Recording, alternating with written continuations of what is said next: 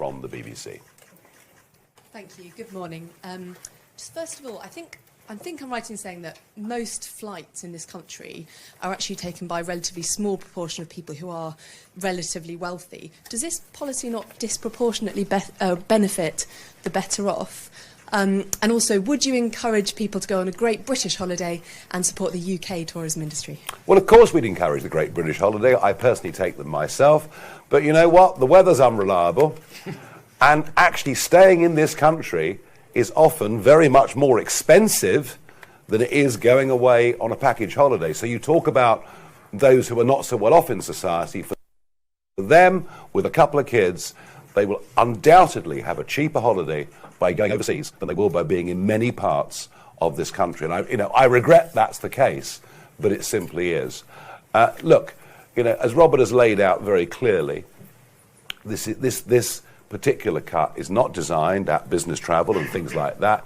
It is specifically designed for families with under 18s. And, there are many, many, many, many millions of people on average incomes that want a week or two in the sunshine, and they work hard all week. And, I think one of the things that, I've been on the road now for a month, going around the country with another month to go, and the cost of living crisis is real. The choices families are facing is real, and those that go to work just feel they're being taxed more and more and able to do less and less with what's left over. So no, I think this is equitable and fair in every way. I really do.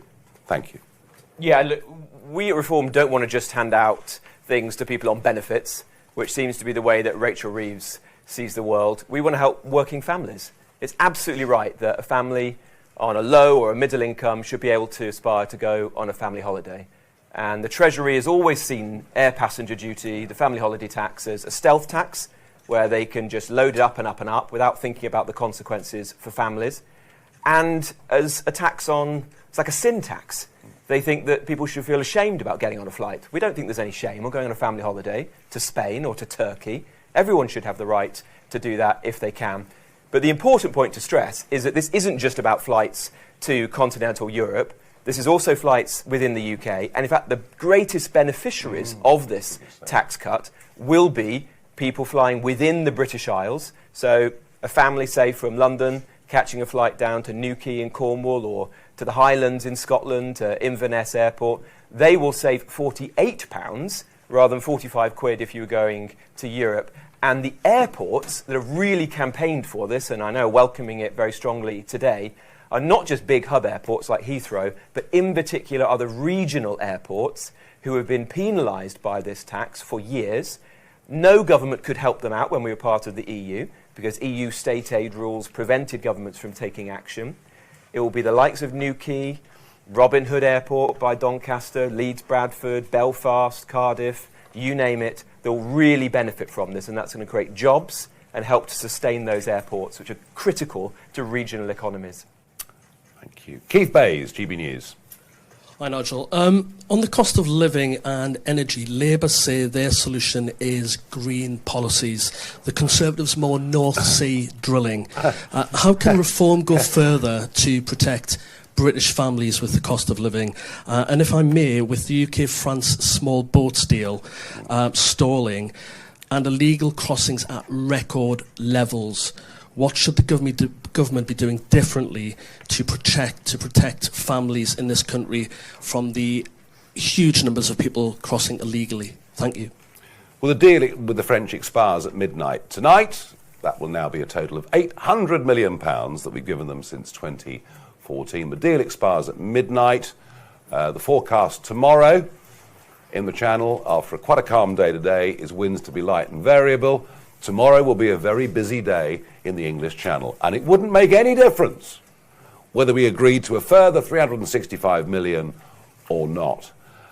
Even if the French do stop boats from crossing, the same people come back the next time there is a calm day. And it's all about pull factors.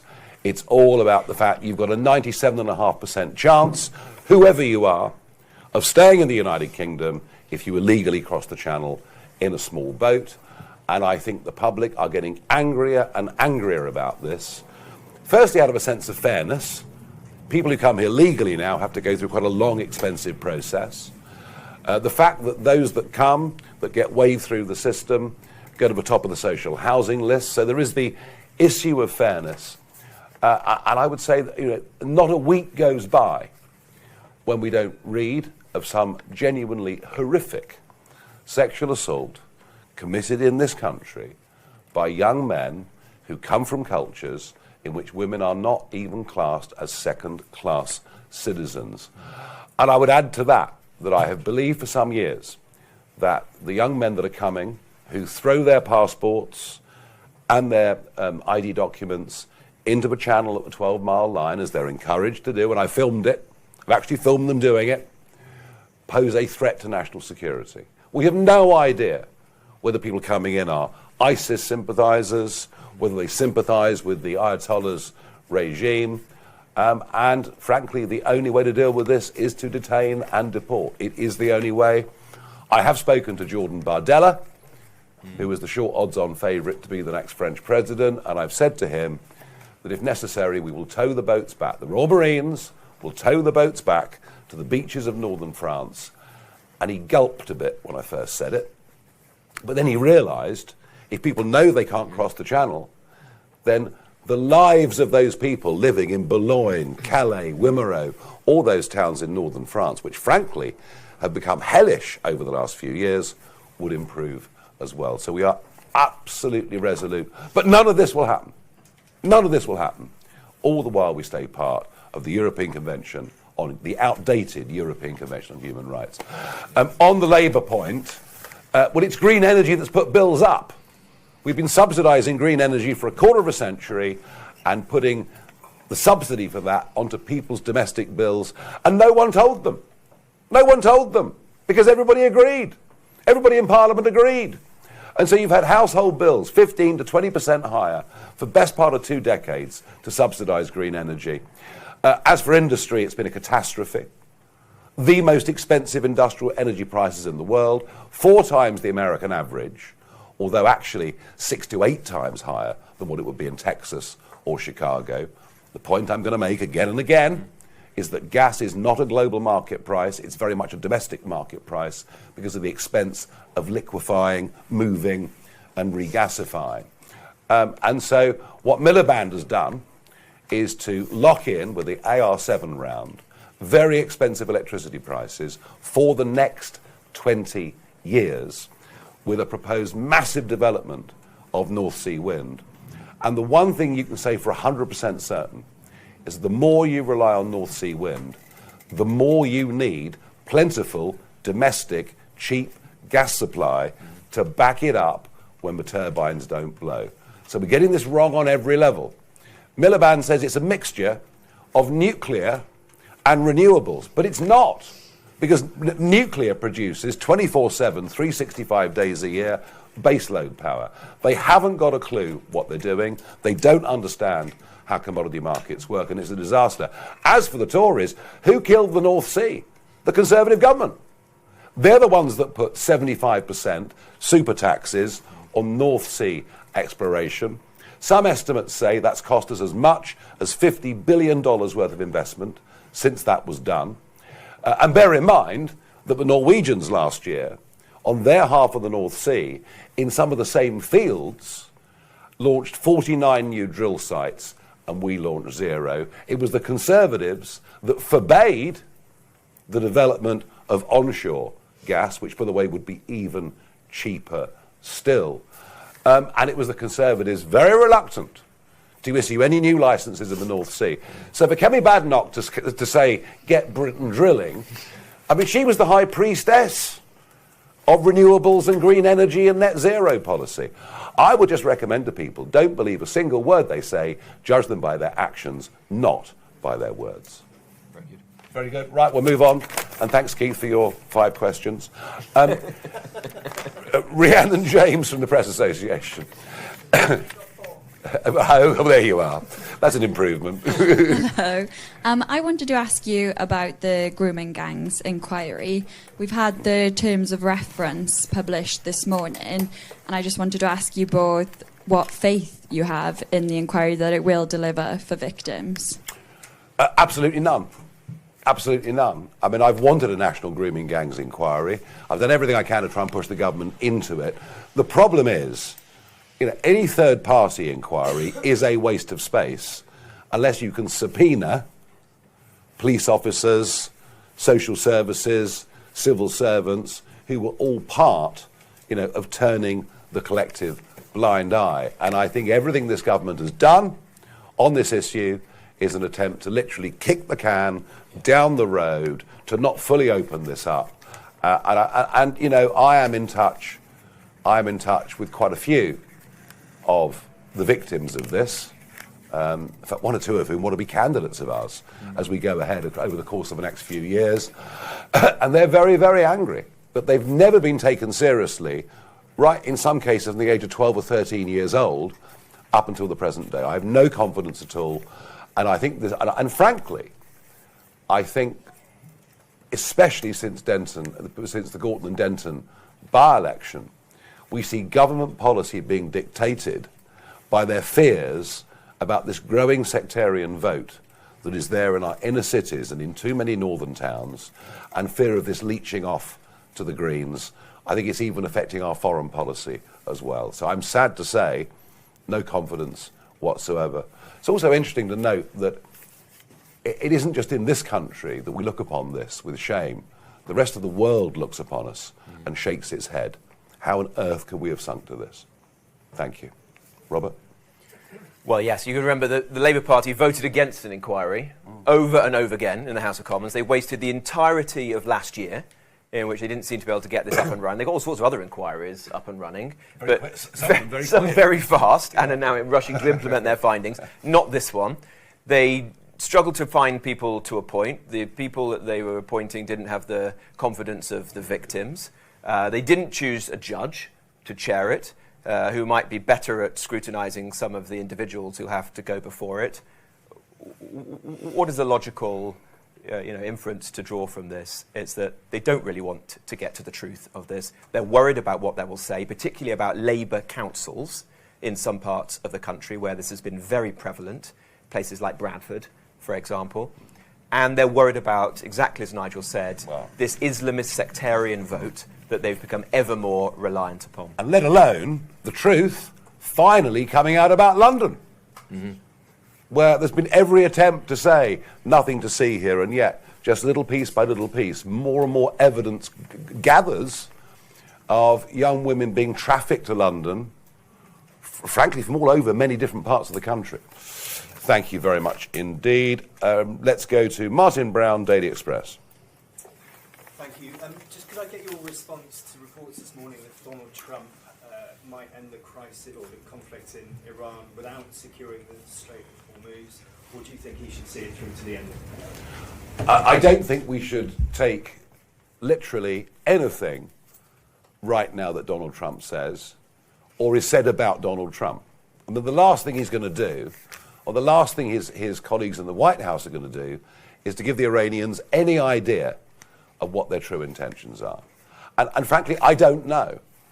Was it to remove nuclear capability? Was it aimed at regime change? I don't think any of us quite know the absolute truth about that. I think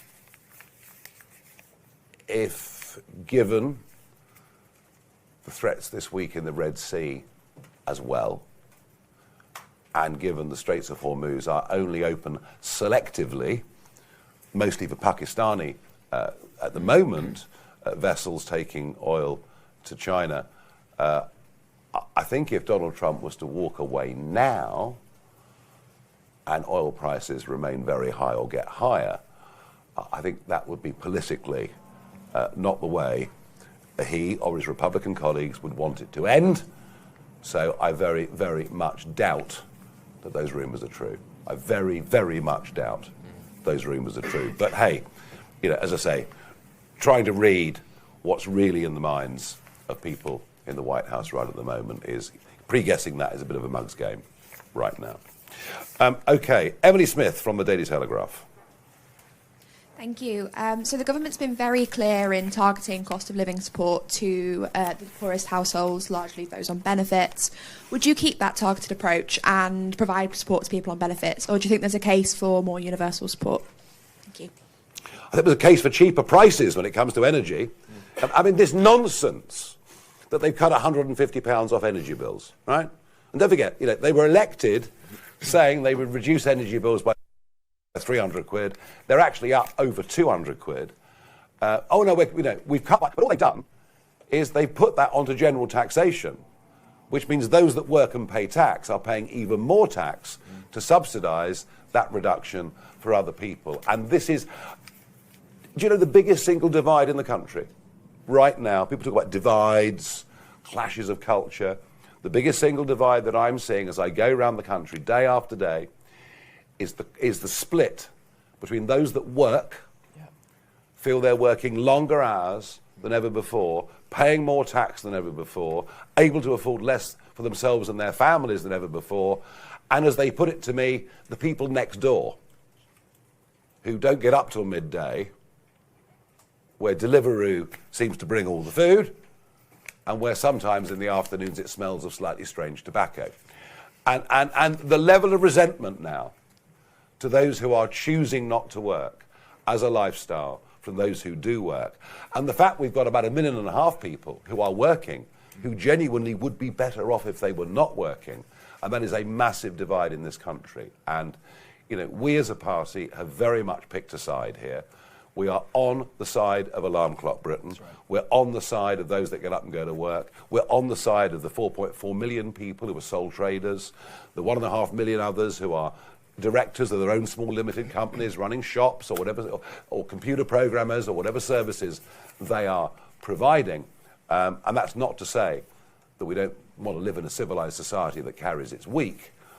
We just think the definition of those that should be carried has gone far, far too wide. Correct. Well, you say Rachel Reeves is doing this or that.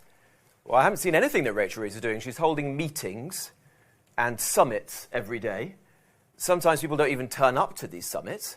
They refuse to turn up because she seems to have no authority as Chancellor. She's done a very small amount of targeted support for those who have oil heating. Nothing else for anybody else.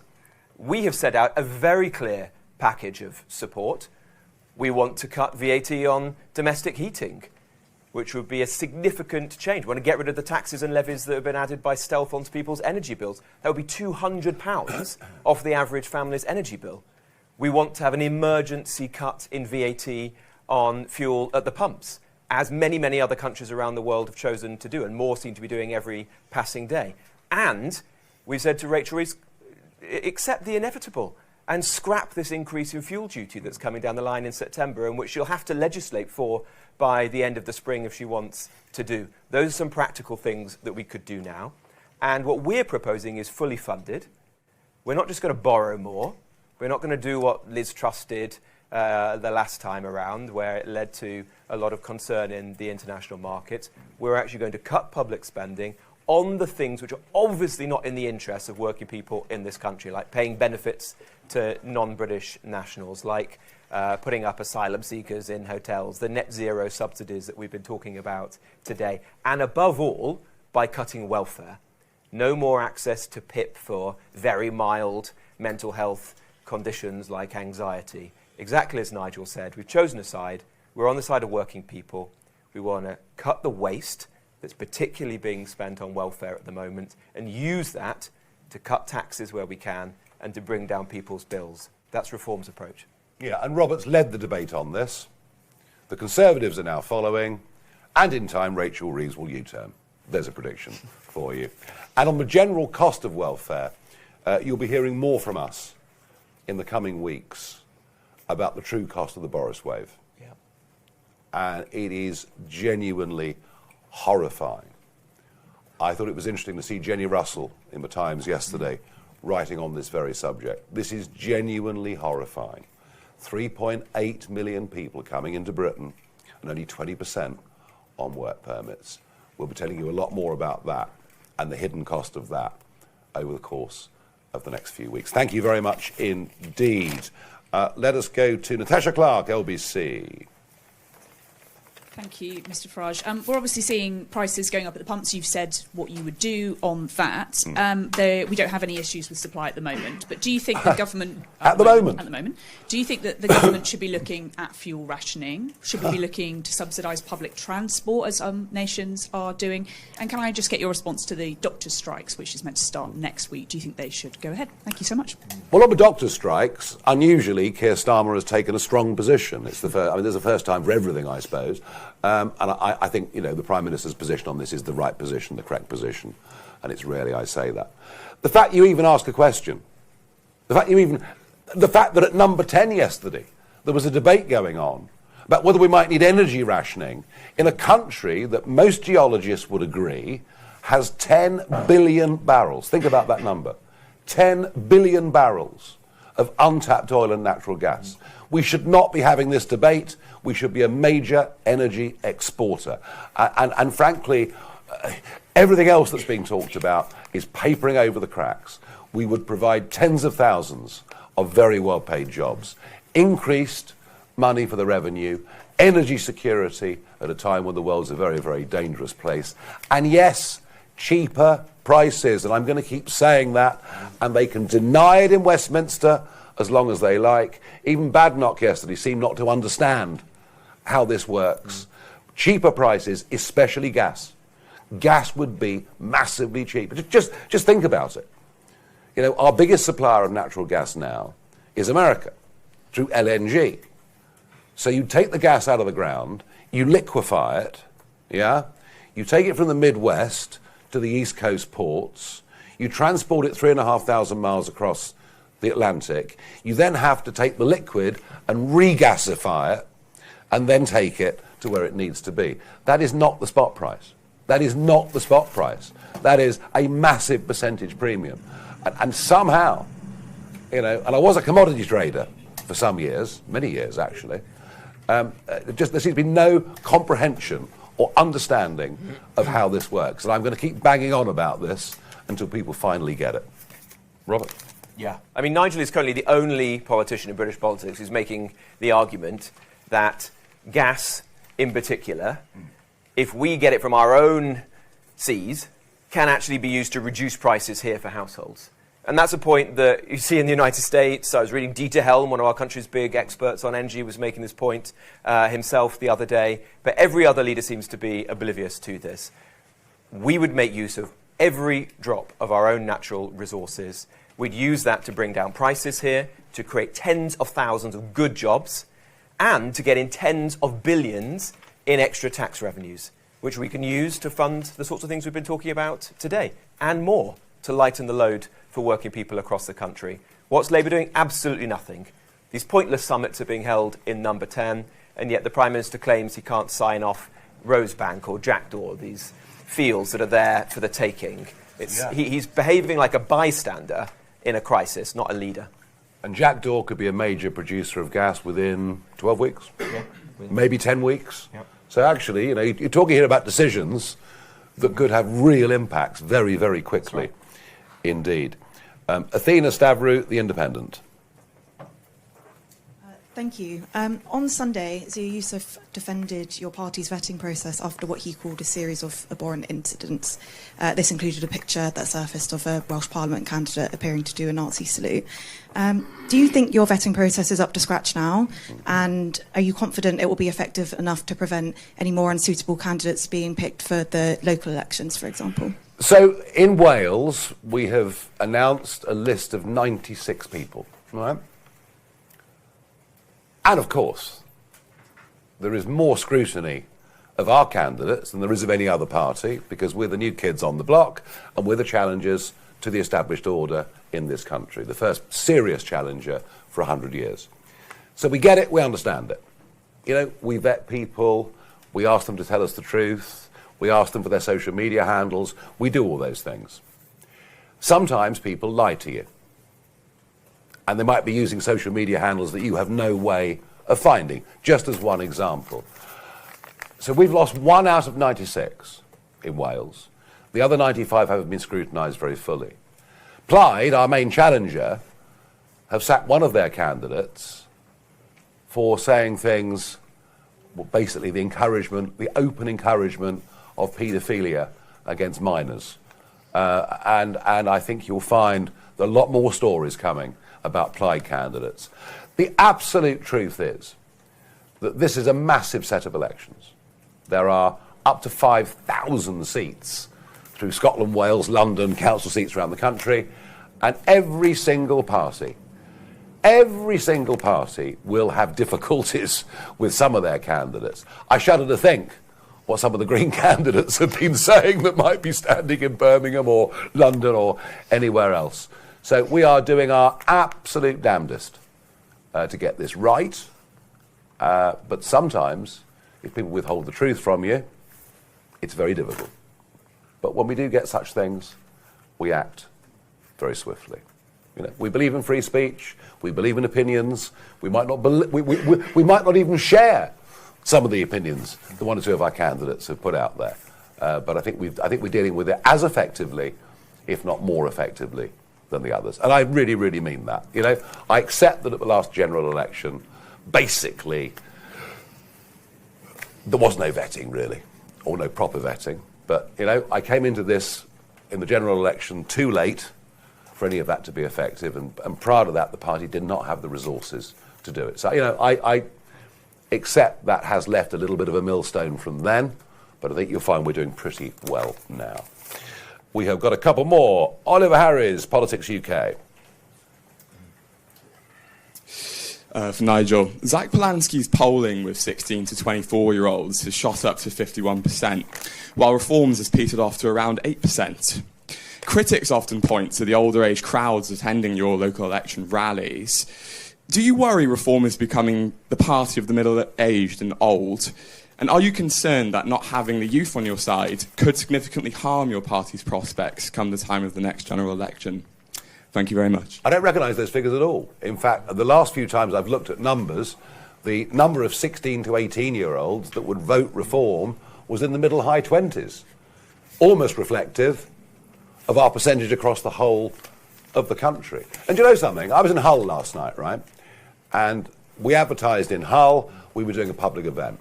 950 people came, of whom 80% were not members of Reform, and most of whom, when spoken to, had never been to a political event in their lives.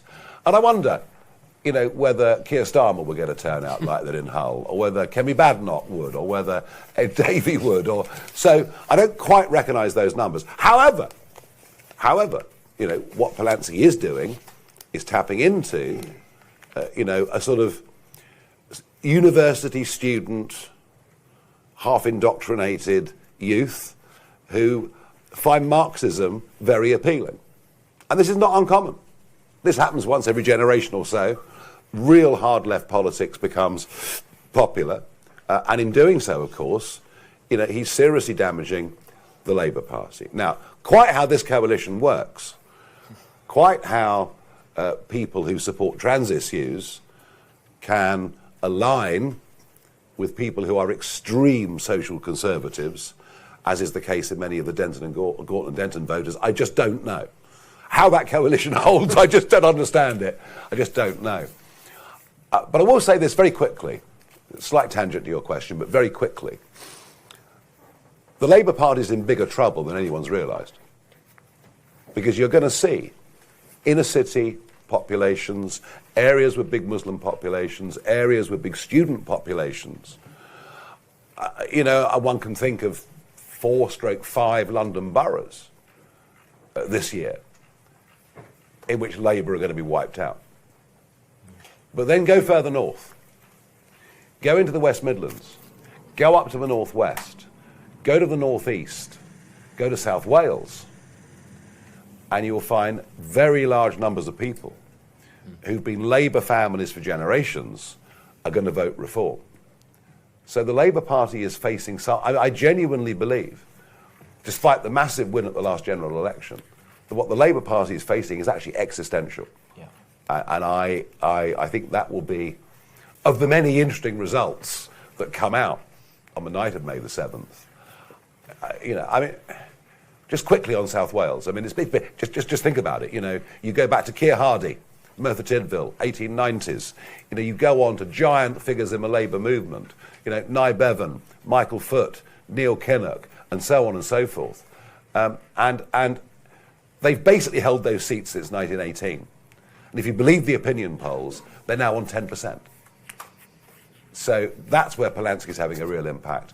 And no, I'm actually, you know, I actually think you'll find that a significant number of young people, and by the way, if they do lower the vote to 16, the Greens will do very well, we will do well, and Labour will do terribly. Thank you. Right, last question on this little round is from Inaya Imma, CBS. Hello. Hi, thank you, Mr. Farage.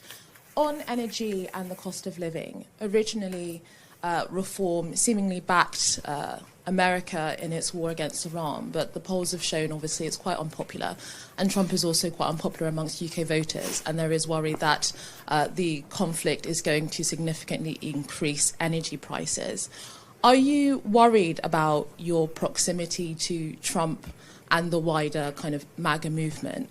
And do you think that the Iran conflict is going to help or hinder reform's prospects? Look, I think that the position I made absolutely clear from the very first moment of this was we should not have blocked the Americans from using Diego Garcia and or RAF Fairford in Gloucestershire. And I think that was a big, big mistake. And I think we should have supported the Americans, and I haven't wavered in my view on that for one single moment. Our Prime Minister, of course, said, no, you can't.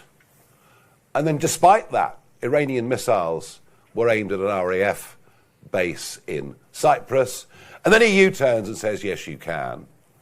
And then he says, we won't support at all. And then he said, we might support. And what he's doing is he's damaging the relationship with America. If I can be very, very selfish from a narrow British perspective, it's taken us 3 weeks and 1 day to send a single naval vessel to Cyprus. 3 weeks and 1 day to get one vessel. Without America, we are utterly defenseless. Even if we wanted to join militarily, we haven't got the capability. But I think we should have been supportive from the start. And on the broader point, look, you know, I know lots of people in the MAGA movement. I know lots of members of the cabinet. I've known many of these people for many, many years. I've known Trump for a long time. And over the years, we've agreed on many things. And over the years, we've disagreed quite strongly on others. Ultimately, you know, I want an independent United Kingdom. That's what I fought to leave the European Union for. I want a stronger commercial, cultural, military alliance with America as is possible. But, you know, like cousins, we're not always going to agree. And will I be judged by the British electorate on the fact that I know the man and I've been to Mar-a-Lago? No, I don't believe I will for a moment. I think this is about what we need to do here, but one of those is defence and security. And what the Americans will demand after this debacle is that we start to become a more serious player again. Because apart from our special forces, there isn't really much now the Americans respect about our military. And when you think there are hundreds of our ex-special forces veterans now facing inquiries for actions that happened 50 years ago under the Human Rights Act, the Americans are becoming even more worried as to whether we are of any use whatsoever. Thank you very much indeed. Yes. One more, I think. You weren't on the list. Yeah, it's my fault actually, not Henry's at all. Ben Quinn from the Guardian. You're doing your bit as committed good Europeans today for this attempt to sort of keep links with the continent alive. What would a reform government do in relation to the youth experience scheme which Britain is currently negotiating with Brussels, which is designed to allow tens of thousands of Brits and Europeans to work and come to and fro? Oh, no. Would you repeal that, or if it was agreed, or how do you feel about it? No. This will always be one-way traffic. There'll always be 3 to 4 times the number of Europeans coming to Britain as Britons that choose to go to Europe, as Europe isn't actually very sexy anymore. There are more exciting parts of the world to go to on gap years or for short-term work. Somehow, Frankfurt these days just isn't that appealing. I worry hugely that the Spanish have made the catastrophic error of just granting 500,000 people, mostly young people, total amnesties without a clue who they are, what they are, what their links to terrorism may or may not be. And we are living in an age of increased global insecurity where national borders and protecting national interests matters more and more. And I think the youth mobility scheme falls at that first hurdle, if at nothing else. And it's just an attempt by the government to completely undo Brexit. And, you know, as we've done today with air passenger duty, there are freedoms with Brexit we can exploit in our own interests. And I just think this attempt to pretty much willfully break his manifesto pledges on this are signs of a chancellor and a prime minister who are just totally out of ideas. And I just say on that, there's 1 million young people in this country who are not in education, employment or training. 1 million. And it's rising. So what should be the first priority of Keir Starmer and Rachel Reeves? Get British young people into jobs, not get people from Hungary or Spain or Portugal coming here to the UK. A reform government are going to put British interests first. We're going to help British young people to get those jobs. Right, last question. Yeah, on the war, you said it's a mug's game in reading people's minds in the White House. Do you worry that your association and long-term friendship with Donald Trump is now beginning to damage you with reforms base and with wider voters out there? Well, I'm not going to lie about it, am I? I'm not going to pretend that I don't know him. I do. And I think what he's done on the border is admirable. Admirable. I mean, there's someone making a promise and actually keeping it. I think what he's done with America's energy, certainly in his first term, utterly transformative. Why is America growing at 4%? Energy is absolutely at the centre of that because you can't even... I mean, I talked about manufacturing earlier. I mean, forget data centres. This government talks about AI. Forget it. We can't do it. They use more electricity than were ever used by the heavy industries of the past. So there are things he's done that I agree with hugely, and there are things he's done I haven't agreed with. And the American and the British public can judge that. But, you know, he is not dictating policy to me. I'm dictating policy to me. But I do genuinely believe, as I said earlier to Anaya, I genuinely believe that the economic, the cultural, and the military linkage between our two nations is absolutely vital. And I'm going to repeat the point. We'll finish on this point. Without America, we are defenseless. Defenseless. So getting that relationship right is important. And that's going to mean a huge it's going to be Robert's headache, Robert's huge headache, but it's going to need a massive reprioritisation of how we spend money, how we save money. But to have a Royal Navy that is currently inoperable is not a viable situation for the future if we want America to be an ally that will come and help us when we need it. That's right. Thank you, everybody. Thank you.